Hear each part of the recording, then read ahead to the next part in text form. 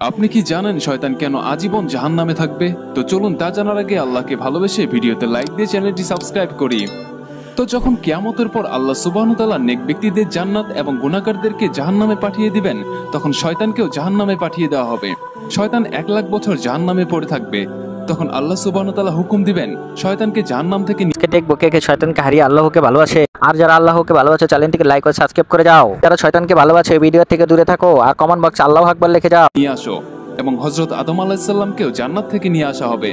তারপর আল্লাহ রাব্বুল আলামিন শয়তানকে বলবে, হে শয়তান, তুই আমার নাফরমানি করেছিলি যখন আমি তোকে হযরত আদম আলাইহিস সালামকে সিজদা করতে বলেছিলাম। আজ হযরত আদম আলাইহিস সালাম তোর সামনে দাঁড়ানো, আজ যদি তুই তাকে সিজদা করিস তাহলে আমি তোকে ক্ষমা করে দিব।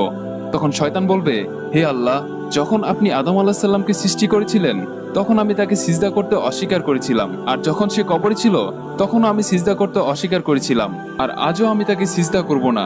এরপর আল্লাহ সুবহানাহু ওয়া তাআলা দ্বিতীয়বারের মতো শয়তানকে জাহান্নামে নিক্ষেপ করবেন এবং শয়তান সব সময়ের জন্য জাহান্নামে